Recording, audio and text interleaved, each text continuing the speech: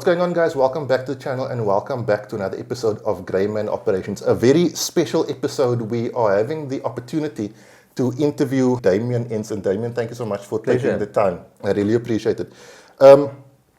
I've posed the direction of this interview to my patrons, and we've got some really interesting questions that I think only someone in your position would be able to answer.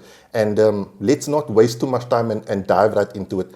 I want to ask the question, you are often referred to as one of South Africa's top firearm defense attorneys. What is it that you guys are doing different to a regular attorney, or what other fire defense attorneys are doing that puts you in that category? Sure. So we specialize in firearm matters, so anything in regards to use and firearms in a lawful manner. So the thing is, when you sort of find a speciality or something that you're passionate about, I'm passionate about firearm issues, I'm passionate about the use of firearms. I have many firearms myself, so I use them in sport shooting and various reasons as well. So the thing is, when you have a passion for something, you get really involved in it. And I was quite fortunate many years ago to get heavily involved in firearm matters with an appearance in Parliament representing one of the sport shooting bodies.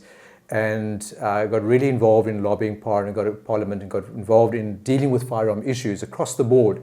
From license applications to security companies, to businesses, to firearm dealerships, helping them understand the law. The law itself, the Firearms Contract and Regulations, is quite a detailed document, and even for lawyers and advocates, it's very difficult to understand. So even senior advocates will come to me and discuss something that's maybe not clear for them. So I have an interest and a passion for it, so I'm constantly reading up on it, constantly involved in it. On a day-to-day basis, we're involved with firearm matters. Just before you arrived, someone phoned me about a firearm matter. This morning, I got plenty of emails on firearm matters. Now, coming back to obviously SAGA itself, I'm the current chairperson of the South African Gun Owners Association. It's a national organization, so we're involved in all the provinces within South Africa. So you can imagine you getting emails and queries from guys in Mpumalanga, Limpopo, Free State, KZN, all over the country. And there's different types of queries and different types of firearm issues involved there. Something as mundane as an issue with a DFO, or something more important like a Section 102 or Section 103, or even important, just a week ago I got people phoning me that were involved in shooting incidences, attempted hijackings. So I think once you sort of get involved in something that you're really interested in, and you're involved in it, people get to know that you're interested and involved in it. And you obviously get more calls than an average attorney would get about firearm matters. So the average attorney out there, in that respect to other attorneys out there, might not understand the firearms law and regulations as well as we do, because we're so involved in it on a regular basis, on a day-to-day basis. So that sort of builds you up as sort of a specialist. And I'm one of maybe a handful of specialists in the country that deal with firearm matters. There's some really good criminal law attorneys out there. So I don't promote myself as a criminal law attorney. I say I'm a firearm law specialist. And if you're involved in a self-defense shooting incident, we can assist you with that situation, or any use of a firearm, any sort of type of situation, we'll assist you with that situation. So the next question, Damian, many of my viewers are your everyday, John Q civilian, right? And as we know, when it comes to legal representation, the scariest thing is the costs. Yes. If possible, I mean, I know you can't exactly, but I want to run you through a few scenarios, and if you could just maybe give us, through your experience, what would be a ballpark figure, right? Sure. If someone was involved in a lawful firearm incident where, let's say, scenario is someone broke in, the person charged at them with a machete or even a firearm, and they lawfully used the firearm, and the attacker is now deceased, okay? If their first response to the police is, I need to speak to my attorney, okay, and from there, you take it from there, what can that person expect to have to pay to have you or your firm represent? Sure. So it's all about time involved in the matter, and in that situation depends a lot of circumstances. So I think being attacked in one's house is the greatest invasion of privacy, but it's probably the one situation where you almost in the best possible position to be in, because someone's broken into your house and they're armed. The cost from our side or any attorney side could be from 5 to 10, 15, 20,000 Rand, because you're going to consult with us So we've often had to come into office or meet with people immediately to consult with them about a shooting incident, help them through the process, and it's all time-based. And obviously the more experienced you are, the more expensive you're going to be. So you could be easily looking at just a consultation, 5,000 Rand, 10,000 Rand, and that's with an average attorney out there as well, who is a criminal law attorney. When it gets to someone being charged with something, because potentially you can be charged or not charged. Some of our clients don't get charged. Some of our clients, there's only a docket opened up, and some of our clients have been charged, for instance, with murder potentially. Because the police need to investigate. They need to obviously gather evidence, put the crime scene together and figure out exactly what happened and what the scenario was. And then unfortunately, some people are arrested, and then you can apply for bail in certain circumstances, but more often not, you have to apply before bail in the court, before a magistrate in court, and the bail is then granted. And those bail applications is almost a separate mini application on its own. And there you could be sitting with 20 to 25,000 Rand fairly easily. Some more experienced attorneys would charge 50 to 100,000 Rand even for something like that. If you had to go to trial, so that's further down the line where the police have investigated, if you had your first appearance in court, you've been represented by an attorney, and it's been postponed a number of times, and then it goes to trial. That's also a very costly and lengthy process. In many cases, we use counsel, advocates. Advocates specialize in arguing in court. There are, of course, attorneys out there that specialize in arguing in court. There's a cost involved in obviously hiring an advocate as well. A high court trial could easily cost you 2, 3, 4, 500,000 Rand or more. But I think the question normally is that the average situation with a legitimate self-defense situation, you're probably looking between 10 to 30 to 40,000 Rand, 50,000 Rand or so approximately, where you've actually shot someone dead in self-defense or shot someone wounded in self-defense. You could be looking, that spectrum, so to speak. And we find that the police, in my personal experience, and I can only answer from my personal experience, the police are normally very reasonable.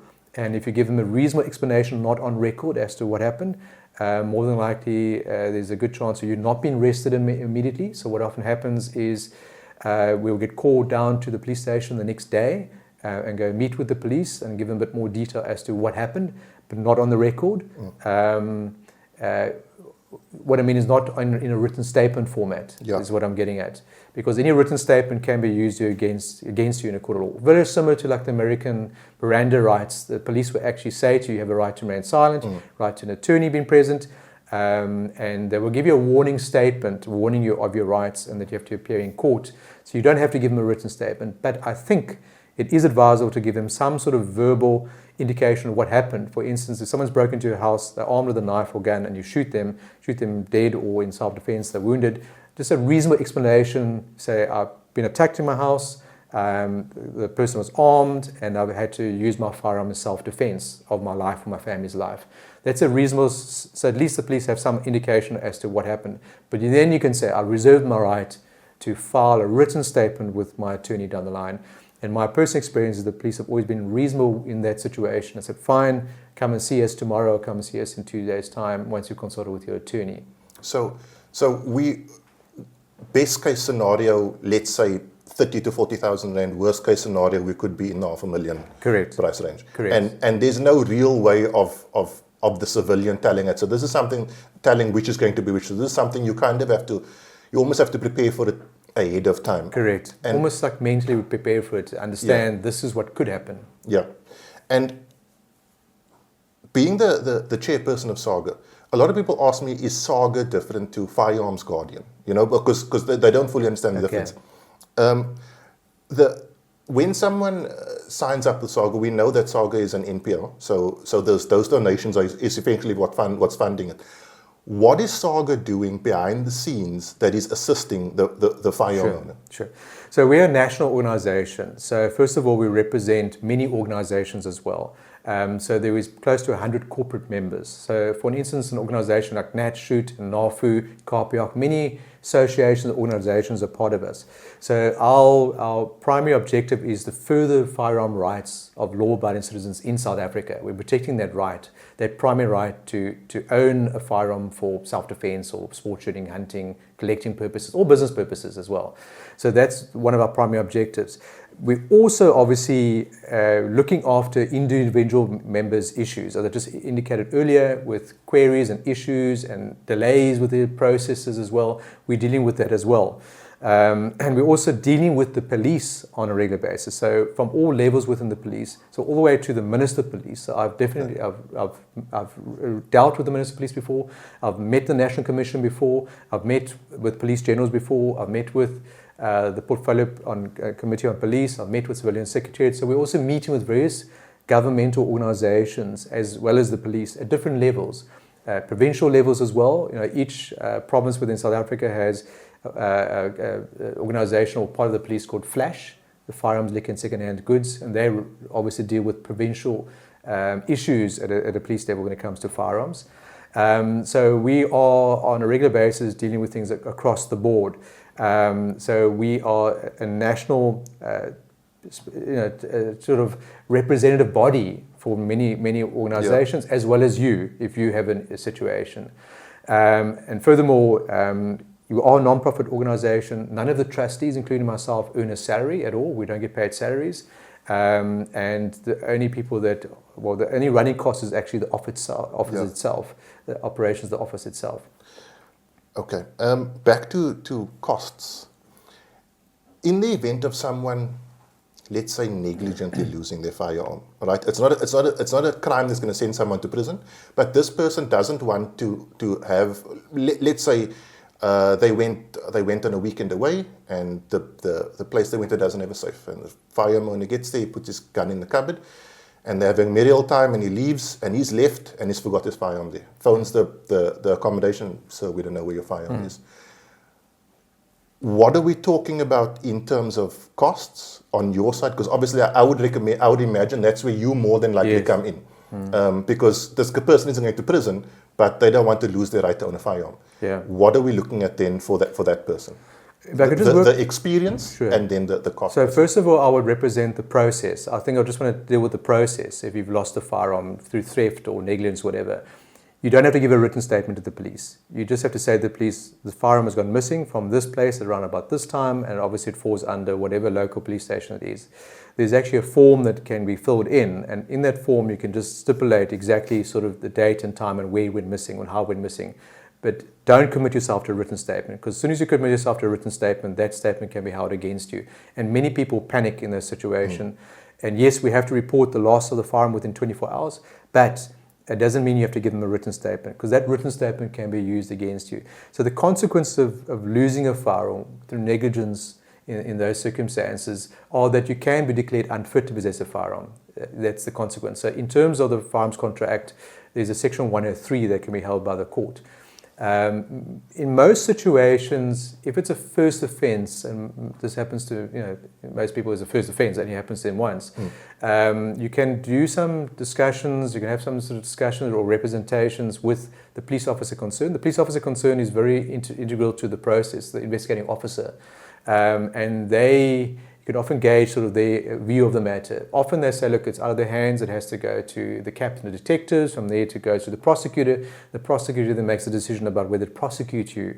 You could be charged with a negligent loss of the firearm. You could have a couple of appearances in court, and with good attorneys doing representations on yourself, often those charges are withdrawn against you, or they don't proceed. But there are further consequences. So if Section 103 is not done at court because the charge is withdrawn, there's a potential Section 102 against you. So if I just want to deal with the tendencies at the police and the court, again, you could be looking at a 5, 10, 20, 30,000 Rand cost there in that situation. Then with the Section 102, again, there's a reverse onus situation. So the police will, based on whatever's in the court file, bring a Section 102 to declare you unfit because of the loss of the firearm, negligent loss of that firearm. Now again, if you haven't said anything on record, there's nothing for the police to use against you. But Section 102 is the reverse onus situation where you have to prove your innocence to the police. That's another cost involved in preparation for that. There's often issues in dealing with the process the police follow, as well as attendance at a hearing, basically, normally with a captain or senior police officer that deals with the hearing, and evidence and witnesses get called, etc. And that again could cost you 20, 30, 40,000 Rand, depending obviously on the circumstances again. So I hope that answers your question there. So you're more than likely looking at between the 30 and 60,000. Potentially. 30 on the good side, and 60 if things tend to get a bit hairy. Yes. I want to ask again about SAGA. The laws in South Africa, as we are discussing here, are very almost scary and restrictive for the average firearm owner. I would imagine there are not many people sitting with that amount of money in the bank account just waiting there for a day where something might or might not happen. Yes. Does SAGA have the mechanisms to further empower the citizen to where they can say, hang on, we need to be a bit more empowered than the criminal? You know, yes. And how is SAGA going about that? So we have been putting out we've been around for 40 years. So, for almost pretty much 40 years, there has been news bulletins going out, documents going out, information going out about, 10, 15 years ago, I wrote a series of articles that were published all over the show and were published to SAGA as well about different situations, scenarios. So there's a lot of information that we do put out there. We also give a lot of talks. I regularly give talks. There's many of us that go out there and give talks about firearm issues, either self-defense issues or, like you just mentioned, loss of a firearm, transportation of firearms, when you can't use a firearm, the type of firearms you use. So we're constantly putting out information there via the usual means and that, and getting it to our members. So there's a deluge or wealth of information, documentation out there about the use of firearms in different circumstances. Estate firearms, for instance, how do you deal with estate firearms if someone has passed away? So there's constant stuff we're putting out there. Obviously, with times are changing, you've got to find other channels, such as your channel, to get the message out there. Yes. And find new ways to get your message out there. Because not everyone picks up things by an email anymore, or looks at your website, or looks at your Facebook page, whatever. So we're constantly trying to get out there and give talks, and I regularly give talks to 20, 30, 40, 50 people at a time, talking about these issues across the spectrum. We have a lot of Women's Day shoots. In fact, SAGA had 22 events last year. We sponsored or involved in 22 events last year, and almost every single one of those events we would do a talk, have a short brief talk about the use of firearms in different circumstances and that. So we're constantly trying to get our message out there. So if you're a SAGA member, you should hopefully know that there's a lot out there for you. And even a non-SAGA member, there's a lot out there for you that we're putting out there. Damian, I get a lot of questions about Section 16. And in a more broad spectrum, people want to know, can you use your Section 16 firearm as an everyday carry firearm? If you are stopped and you're carrying a Section 16 license and you're carrying that firearm, are you going to have problems? And if you use your Section 16 firearm in a non-sportive environment, can you expect issues? Okay, so if you look at the Act, it says you can use these particular Section 15, 16, 13 firearms for lawful purpose and where it's safe to use it. So there's nothing in the Act that prevents you from using anything or any firearm for that matter in different circumstances. Section 13 can be used obviously for sport shooting. We all initially start off with our Section 13 license and use it for sport shooting, and vice versa. A dedicated sport shooting, dedicated hunting, or Section 15 firearm can be used for any purpose. And in actual fact, I've had clients use their Section 15 and 16 firearms in self-defense of their life, and have shot at people and shot people before. And the police have never been really concerned about the type of license, as long as you have a license for that firearm. That's the biggest concern. And I've been before senior prosecutors before like that. All they want to know, does your client have a license for that firearm? So there's nothing within the Act or the law prevents you from using a firearm as long as you lawfully own that firearm, you have a license for the firearm in any circumstance whatsoever. Look, the intention of the Act is to have different sections, but the Act doesn't automatically or doesn't make anything a crime, and that's the whole thing. It has to make a crime or an offence, and it's unlikely that that would ever occur because there must be some flexibility between the sections. And as long as you're lawfully using that firearm in a lawful circumstance, not just discharging it willy-nilly, just because you want to shoot it in the air or something like that. There are crimes there, offences there are created in those circumstances. But if you're using your Section 16 firearm and you're going somewhere and you have a license for that firearm, the police cannot arrest you. If they do, it'll be unlawful arrest, a detention, and you'll be able to sue the police for that. The problem we're sitting with is the lack of knowledge within the police, and that's the problem. So that often at a roadblock, because that's where people normally get, potentially have issues, is the police officers actually don't know the law, and that's our biggest problem we have. So if you are obviously polite enough to understand the law and tell the police officer politely, this is the law, then you shouldn't have problems at all. But unfortunately, it's the lack of knowledge.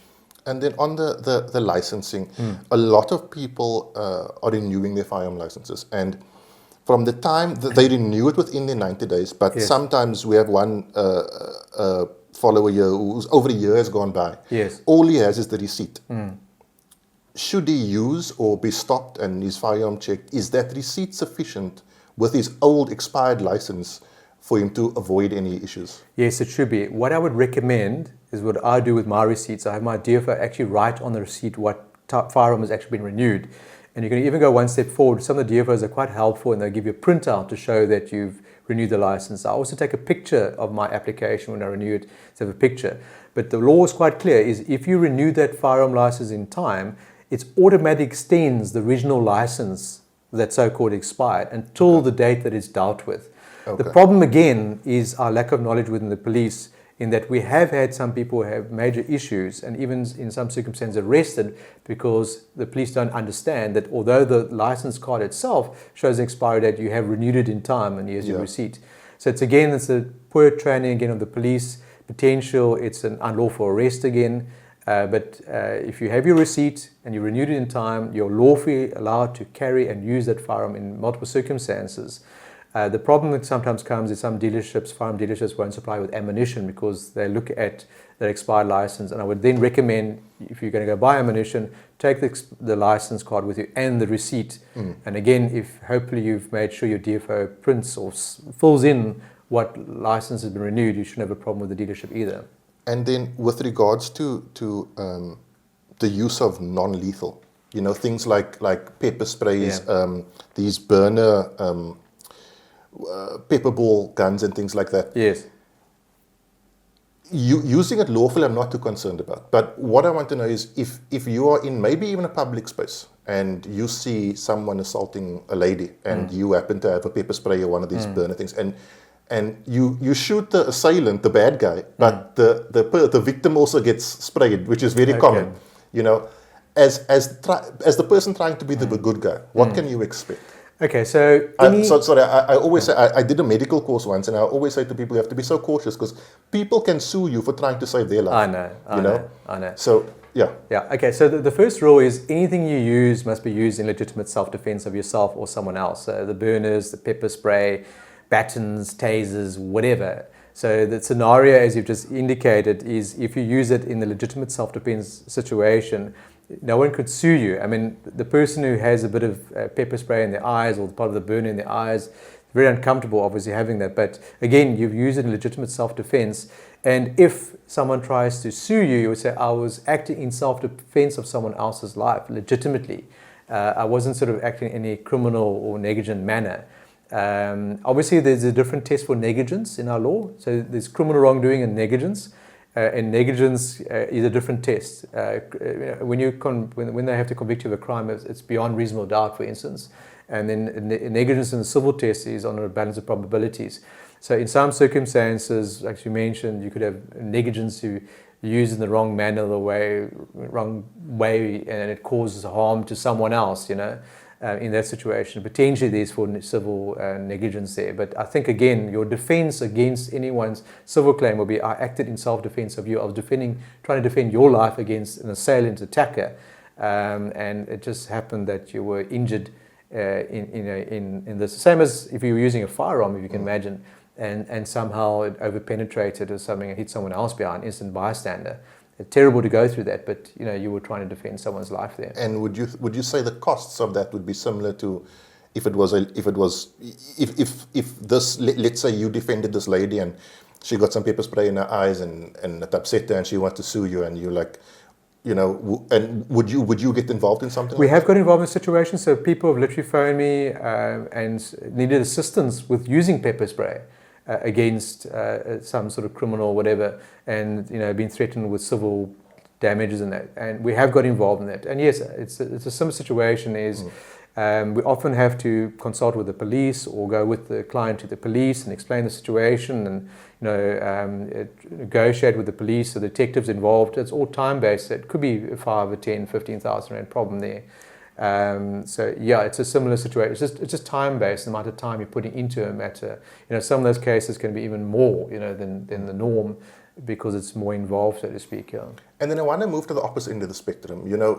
Let's say you, for example, live in a fairly remote area. Or maybe you don't live. Let's say you live in suburbs, and you have a home invasion situation, and you don't use your pistol. You use your AR style platform.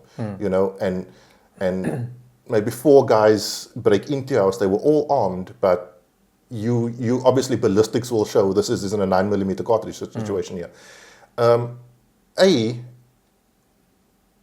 What should you say to the police in that situation, or any situation like that? And B, are there any legalities that you need to be concerned about for the fact that you didn't use a pistol, you used a rifle? So let me work backwards first. So you can use anything to defend your life. A samurai sword or pickaxe or hammer, whatever you feel is necessary in the circumstances. And if you've been attacked by multiple assailants and you happen to get to your safe and you can get your AR or whatever, you happen to be cleaning your AR at the time or shotgun or whatever. So you can use anything in self-defense of your life. With regards to, again, I mentioned earlier different sections in that. It doesn't really matter what section it is. It's again just showing the police that, or the prosecutor, that you're acting in self-defense. What do you say to the police? Again, it's the same circumstances. You can say, I've just been attacked by multiple assailants. They broke the door down, broke into my house, and I had to use my firearm, my lawfully owned firearm, licensed firearm, against them.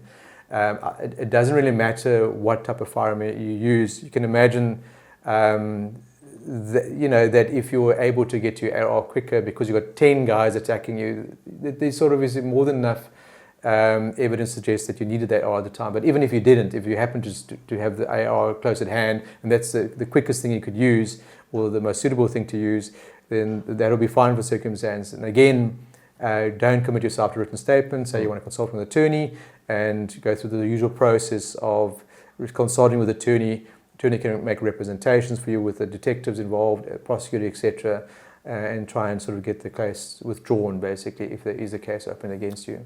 Okay, just 2 more quick questions, Damian. One of our patron members asked the following, and this is a fairly unique question, so I'm going to read it as easier. What is the process or implications if I lose or give up my South African citizenship due to gaining a Dutch one? Is there a way or a process that I can keep my firearm and licenses? Yes, we've dealt with that before. So when you lose your South African citizenship, you give it up, you get a new ID book, basically. So you get an ID book that says non-South African citizen. And quite often the end of that ID number will change. So your original 6 digits of your ID number is always your date of birth, and the next digits is the date that you were registered. That normally doesn't change. What will change will be the last 3 digits. Instead of being 086, it might go to 182 or 181 or something like that. Then what you do is you do a 521G application with the police to change your information circumstances. So the same form you use that when you have any issues with your firearm, with regards to the make or caliber of a firearm, your license comes back and it's wrong, or the firearm itself is registered under some other name, you use a 521G form and you just change the circumstances. And then what they're meant to do is reissue all the licenses with your new ID number. We typically say to people is that when you renew your licenses next, that's probably the best time to do it, because you could get all your license cards reissued later on, you come back, but we often struggle to get the police to reissue those license cards if you're doing it, say, 2 or 3 years before the renewal date. It's not impossible, and in principle, you should get new license cards for those firearms. So that's the answer, okay. Just a 521G application with the new ID book. And then just lastly, I actually had a question come in this morning. One of our patrons mentioned that he spoke to someone in the US. And in the US, your home is viewed as an extension of your safe. So you can have your firearms hanging on the wall. Yes. And if someone comes and steals it, it's not your fault. What is the potential for something like that to come into this country? Because, sorry, I would imagine there are many people who are uncomfortable having their firearm in a hidden away safe in South Africa at 2 o'clock in the morning when someone's coming through the window. So safekeeping has been with us since the previous act, since the 1969 Act. That safekeeping provision came in. And that safekeeping provision obviously is in terms of the new act as well. I think it's unlikely that we'll be able to amend the law to remove that. The Firearms Control Act is quite clear that firearms must always be under your control, direct control, or on you, or in a safe. So I think it's unlikely they would amend the law to take away, that provision. So in America, they have your house is your castle, basically. Yes. And that's it. No one should be in your house, breaking into your house and taking your items. So they treat a firearm like anything else, any other object in American law. They don't see it as a more dangerous object than your whatever else, your cell phone or your laptop or something like that. There's a different law. We've got I believe, a very good law. It is sometimes quite complicated, and that's why our duty as SAGA is to try and get the message across, trying to explain to people exactly what the law says in a very direct manner, or simplified manner, should I say. Awesome. Damian, thank you so Pleasure. much for your time, guys. I will leave links to SAGA down below. Please consider joining. People like Damian and people like yourselves. I always say joining SAGA is like medical aid for firearm owners, So please consider joining. It's very inexpensive. And like you see, people like Damian are fighting the behind-the-scenes battle so that we can continue to exercise our rights to carry firearms. Damian, thanks again. That is it, guys. Have a good week. Be safe. Train hard. Cheers. God bless. Thank you so much.